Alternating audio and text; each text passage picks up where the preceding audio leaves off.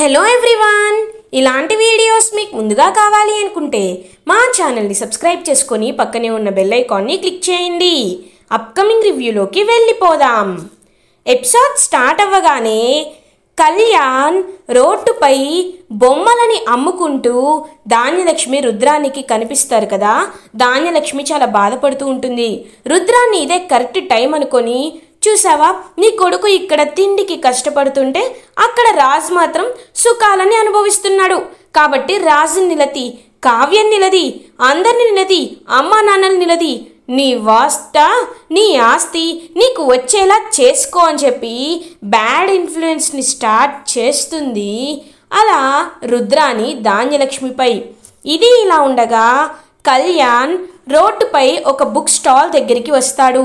కళ్యాణ్ తను రాసిన నా పాటకి పల్లవి లేదు అనే బుక్ అక్కడ చూసి చాలా హ్యాపీగా ఫీల్ అవుతారు. ఆ బుక్ని తీసుకొని అలా ఇంకా ప్రేమగా బుక్ వైపు చూస్తూ ఉంటారు. ఏంటి సార్, ఈ బుక్ కొనాలనుకుంటున్నారా? మీకు తక్కువ ధరకే ఇచ్చేస్తాను, కొనుక్కోండి సార్. ఎప్పటి నుండో ఇది సేల్ అవ్వట్లేదు అని చెప్తాడు ఆ బుక్ షాప్ ఓనర్. ఒక్కసారిగా పాపం బాధపడతాడు కళ్యాణ్. ఏంటి ఇవి అమ్ముడుపోవటం లేదా అని అంటారు. అవును సార్, ఈ రాసే కథలు, ఇప్పుడు ఇందులో ఉన్న కవితలు కేవలం బాగా చదువుకున్న వాళ్ళకో లేకపోతే కవితలపై ఇంట్రెస్ట్ ఉన్న వాళ్ళకి మాత్రమే ఇవి అర్థమవుతున్నాయి సార్. మిగతా వాళ్ళకి ఈ కవితలు ఏమీ అర్థం కావట్లేదు. అందుకే కళాపోషణ ఉన్నవాళ్ళు మాత్రమే ఈ బుక్స్ని కొంటున్నారు. ఇది ఒక్కటే కాపీ ఉండిపోయింది, అందుకే తక్కువ రేటుకి ఇచ్చేద్దామని డిసైడ్ అయ్యాం అని అంటారు ఆ బుక్ షాప్ ఓనర్. కళ్యాణ్కి తనలో ఉన్న ఫాల్ట్ అనేది అర్థమవుతుంది. చూడండి సార్, ఈ బుక్ రాసింది ఎవరో కాదు, నేనే అని అంటాడు కళ్యాణ్. అవునా, సారీ సార్ అని అంటారు ఆ బుక్ షాప్ ఓనర్.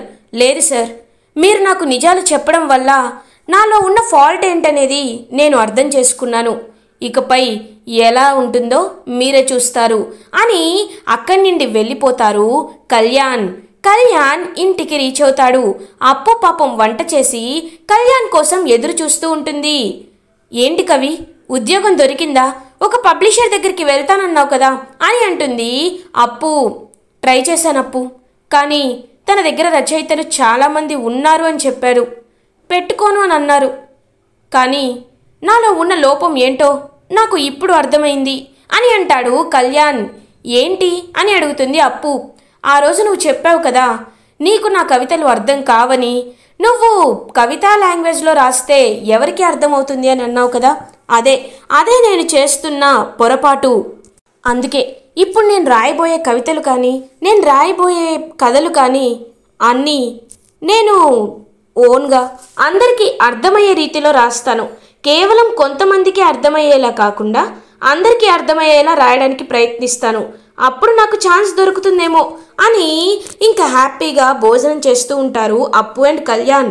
బ్రో, నువ్వు ఇంత బాగా వంట చేస్తావని నేను అస్సలు అనుకోలేదు.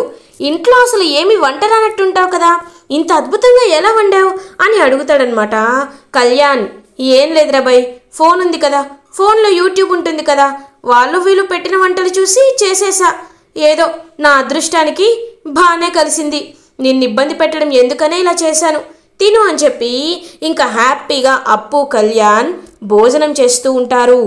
ఇది ఇలా ఉండగా రాజ్ ఆఫీస్కి వెళ్ళడానికి బయలుదేరుతాడు. ఇంకా ఆఫీస్కి అలా వెళ్ళబోతూ ఉంటే అప్పుడే ధాన్యలక్ష్మి రాజు వైపు చాలా కోపంగా చూస్తూ ఉంటుంది.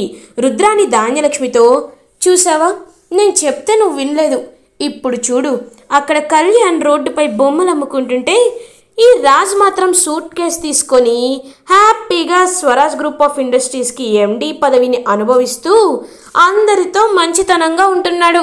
ఇప్పటికైనా మించిపోయిందేమీ లేదు, అడుగు ధాన్యలక్ష్మి అని అంటుంది రుద్రాని. ఆగు రాజ్ అని అంటుంది ధాన్యలక్ష్మి. ఒక్కసారిగా హాల్లో ఉన్న ఫ్యామిలీ మెంబర్స్ అందరూ షాక్ అయిపోతారు. ఏంటి పిన్ని అని అంటారు రాజ్.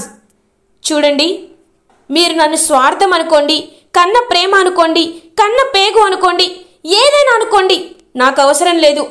నా కొడుకు అక్కడ కష్టపడుతూ తిండికి లేక ఉండడానికి ఇల్లు లేక దరిద్రం అనుభవిస్తుంటే ఇక్కడ నువ్వు మాత్రం పదవులు అనుభవిస్తూ సంతోషంగా నువ్వు నీ భార్య ఉండాలనుకుంటున్నావా అని అంటుంది ధాన్యలక్ష్మి. ఒక్కసారిగా ఫ్యామిలీ మెంబర్స్ అందరూ షాక్ అయిపోతారు. ధాన్యలక్ష్మి, మేమేమి కళ్యాణ్ని ఇంటి నుండి వెళ్ళిపోమని చెప్పలేదు, కళ్యాణే వెళ్ళిపోయాడు, దానికి రాజేం చేస్తాడు అని అంటారు అపర్ణ. వెళ్ళిపోయింది నీ కొడుకు కాదు కదక్క, అందుకే నీకు చీమ కుట్టినట్టు కూడా లేదు. వెళ్ళాడు, వస్తే వస్తాడు, లేకపోతే లేదు అనే భావనలోనే ఉన్నారు. మరి నా కొడుకు చిన్నప్పటి నుండి ఐశ్వర్యంలో పుట్టాడు, ఐశ్వర్యంలో పెరిగాడు, సరస్వతి పుత్రుడు. వాడిని రోడ్డుపై అంత దీనంగా చూస్తుంటే నా కడుపు తరుక్కుపోతుంది, నా కన్న తల్లి హృదయం ఆవిరైపోతుంది, ముక్కలైపోతుంది. నా బాధ మీ ఎవ్వరికి అస్సలు ఎప్పటికీ అర్థం కాదు. అందుకే నా కొడుకుకి న్యాయం జరిగేంత వరకు నేను ఇలాగే ఉంటాను అని అంటుంది ధాన్యలక్ష్మి. ప్రకాష్ ధాన్యలక్ష్మితో, చూడు ధాన్యలక్ష్మి, నువ్వు మాట్లాడుతున్న దాంట్లో కళ్యాణ్కి అన్యాయం జరిగింది అని నీకు అనిపించడంలో ఎలాంటి సందేహం లేదు. సరే చెప్పు, కళ్యాణ్కి అన్యాయం జరిగింది అంటున్నావు, మరి ఆ అన్యాయాన్ని ఎలా పూడ్చిపెడతావు అని అడుగుతాడు ప్రకాష్. న్యాయం జరుగుతుంది. కళ్యాణ్కి న్యాయం జరగాలంటే ఒకే ఒక్క దారి ఉంది, అది ఈ ఆస్తిని ముక్కలు చేయడమే. ఈ ఆస్తిని ముక్కలు చేసి వాడి ఆస్తి వాడికి ఇచ్చేస్తే కనీసం వాడి వారసత్వం కాబట్టి వాడు ఆస్తిని తీసుకొని ప్రశాంతంగా వాడు బ్రతుకుతాడు. లేకపోతే ఎండలో కష్టపడుతూ వాడిని నేను చూడలేకపోతున్నాను అని అంటుంది ధాన్యలక్ష్మి. ఒక్కసారిగా ఫ్యామిలీ మెంబర్స్ అందరూ షాక్ అయిపోతారు. ధాన్యలక్ష్మి, ఏంటి నువ్వు మాట్లాడేది? ఇన్నాళ్లుగా ఉమ్మడిగా వస్తున్న ఈ కుటుంబాన్ని ముక్కలు చేయాలనుకుంటున్నావా అని అడుగుతుంది ఇందిరాదేవి. అత్తయ్య గారు, మీరు ఏదైనా చెప్పండి, ఎన్నైనా చెప్పండి, ఇది తప్ప నాకు ఇంకో దారి కనిపించడం లేదు. రాజుకి ఒక న్యాయం, కళ్యాణ్కి ఒక న్యాయం, రాజుని ఒకలా కళ్యాణ్ని ఒకలా మీరు చూడదలుచుకుంటే నా మాటని మీరు అంగీకరించొద్దు అని అంటుంది ధాన్యలక్ష్మి. ఇంకా ఎవరు ఏమి మాట్లాడలేకపోతూ ఉంటారు. సీతారామయ్య గారు, చిట్టి నువ్వుండు, నేను మాట్లాడతాను. చూడమ్మా ధాన్యలక్ష్మి, నువ్వు మాట్లాడుతున్న మాటల్లో న్యాయం ఉంది. అక్కడ కళ్యాణ్ కష్టపడుతూ ఉంటే ఇక్కడ రాజ్ కంపెనీ బాధ్యతలు చూసుకోవడం నీకు నచ్చటం లేదు. కళ్యాణ్ ఈ ఇంటి వారసుడే, రాజ్ కూడా ఈ ఇంటి వారసుడే. ఏదైనా ఇద్దరికి సమంగా దొరకాలి, సమానమైన న్యాయం జరగాలి. కాబట్టి ఈ ఇంటి పెద్దగా నేను ఒక నిర్ణయాన్ని తీసుకుంటున్నాను. అది ఏంటి అంటే, కళ్యాణ్ ఇంటికి తిరిగి వచ్చేంత వరకు రాజ్ స్వరాజ్ గ్రూప్ ఆఫ్ ఇండస్ట్రీస్కి ఎండీగా ఉండకూడదు. ఎండీగా తనని తీసివేస్తున్నాను అని అంటారు సీతారామయ్య. ఒక్కసారిగా అందరూ షాక్ అయిపోతారు. రాజ్, కావ్య ఒక్కసారిగా స్టన్ అయిపోతారు. ఈ విషయంలో ఈ ఇంటి పెద్దగా నేను ఈ నిర్ణయం తీసుకున్నాను, ఎవరికైనా అభ్యంతరం ఉందా అని అడుగుతారు సీతారామయ్య. తాతయ్య గారు, నాకు అభ్యంతరం ఉంది, నేను దీనికి ఒప్పుకోలేను అని అంటుంది. ఇంకా వెంటనే కావ్య ఒక్కసారిగా షాక్ అయిపోతారు అందరూ. చూసారా ఈ కావ్య ఎప్పుడూ మంచిదని, తను ఆస్తుల కోసం ఆలోచించదని, తనకి అందరూ బాగుండడమే కావాలని నంగనచి మాటలు మాట్లాడుతూ ఉంటుంది. కానీ ఇప్పుడు ఒక్కసారిగా ఆస్తి ముక్కలవబోతుంది, తన భర్త ఎండీ పదవి నుండి తొలగిపోతాడంటే మాత్రం ఎలా మాట మారుస్తుందో అని అంటుంది ధాన్యలక్ష్మి. చూడండి అత్తయ్య గారు, నేను చెప్పుడు మాటలు విని అందరిని ముందు వెనక చూసుకోకుండా తిట్టే రకం కాదు. ముందు నేను చెప్పేది వినండి. తాతయ్య గారు, ఇప్పటికే మన కుటుంబంలో చాలా గొడవలు జరుగుతున్నాయి. మన కుటుంబంలో ఎవ్వరికీ మనశ్శాంతి లేదు. అందరి మనసులో ఏదో ఒక ఆందోళన. ఇప్పటికే కంపెనీ బాధ్యతల్ని చాలా రోజుల నుండి ఆయన చూసుకోవటం లేదు. ఒకవేళ మీరిప్పుడు ఆయన్ని ఎండీ పదవి నుండి తొలగించాలి అని అనుకుంటే అప్పుడు మన స్వరాజ్ గ్రూప్ ఆఫ్ ఇండస్ట్రీస్ పేరేమవుతుంది, పేరు ప్రతిష్టలు ఏమవుతాయి? ఇప్పటికే చాలామంది కస్టమర్లు ఇంకా వాళ్ళ ఆర్డర్స్ డిలే అయ్యాయని చాలా వరకు ఎదురు చూస్తున్నారు. మన కంపెనీ యొక్క పేరు అనేది దీనివల్ల తగ్గే అవకాశం ఉంది. మీరు ఎంతో కష్టపడి ముందు తరాల గురించి ఆలోచించి స్వరాజ్ గ్రూప్ ఆఫ్ ఇండస్ట్రీస్ని స్థాపించారు. అలాంటిది ఇప్పుడు కుటుంబంలో కలతలు రేగి మన కంపెనీలో కూడా కలతలు రేగితే అది ఎంతవరకు సబబు, ఎంతవరకు న్యాయం తాతయ్య గారు? కావ్య మాటలు విన్న సీతారామయ్య గారు ఆలోచనలో పడతారు. కావ్య చెప్పింది కూడా ఒకవైపు నుండి ఆలోచిస్తే నిజంగానే అనిపిస్తుంది.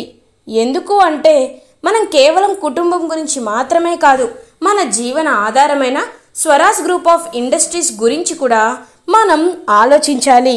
రాజ్ సమర్థవంతమైన వ్యక్తిగా గుర్తింపబడ్డాడు కాబట్టి స్వరాజ్ గ్రూప్ ఆఫ్ ఇండస్ట్రీస్కి ఎండీగా రాజుని ఇన్ని రోజులు ఉంచడం జరిగింది.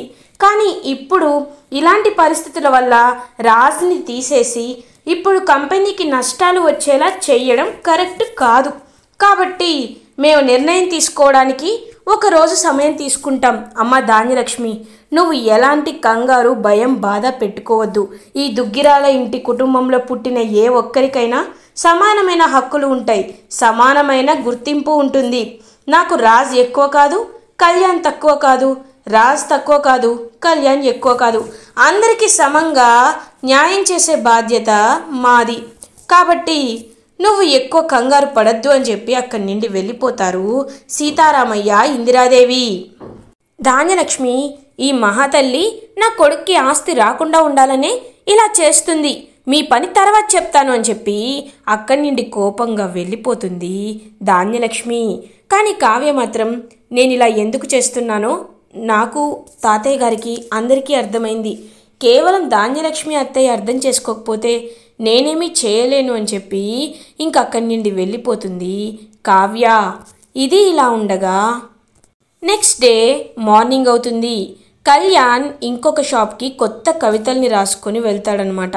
ఇంకా కొత్త కవితల్ని రాసుకొని అందరికీ అర్థమయ్యేటట్టు సింపుల్ లాంగ్వేజ్లో రాసుకొని వెళ్తాడు. అప్పటికే రాజ్ ఆ పబ్లిషర్తో మాట్లాడి ఉంటాడు.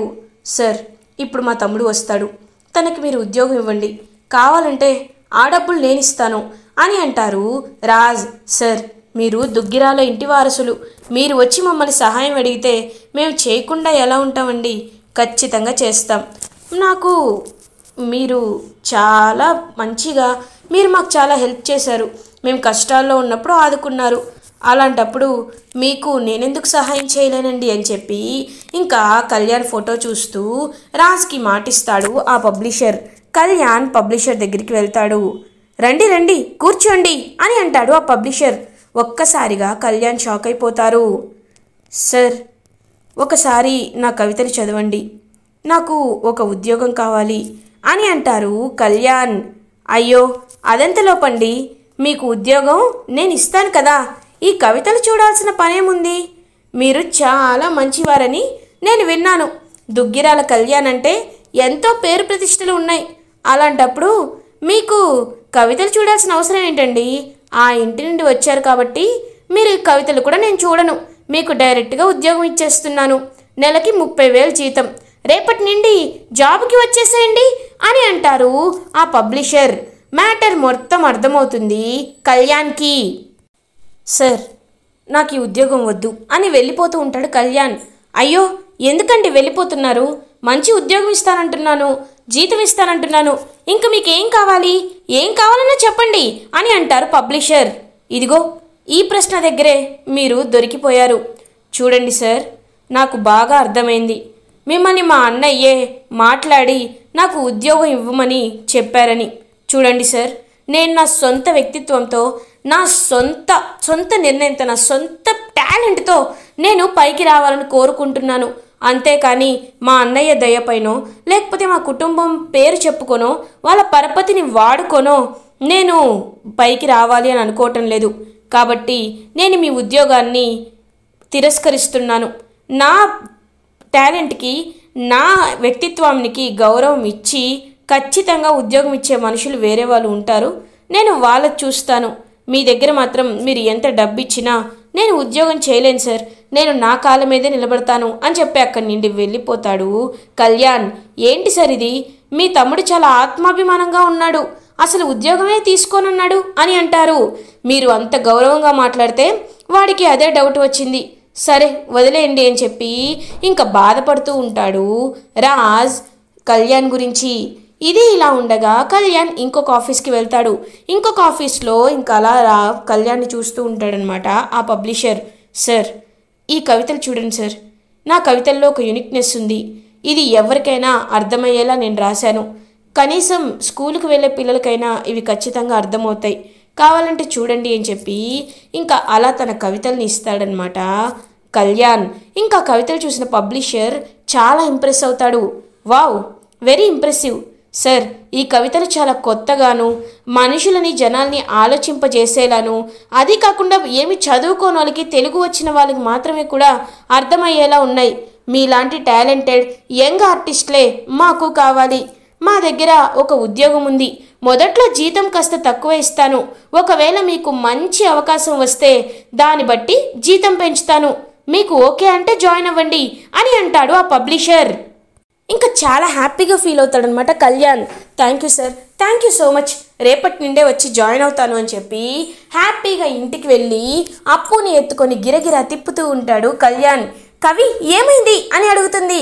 సక్సెస్, గ్రాండ్ సక్సెస్, నాకు ఉద్యోగం దొరికింది అప్పు అని చెప్పి ఇంకా గిరగిరా అప్పుని తిప్పుతూ ఉంటాడు కళ్యాణ్ చాలా హ్యాపీగా.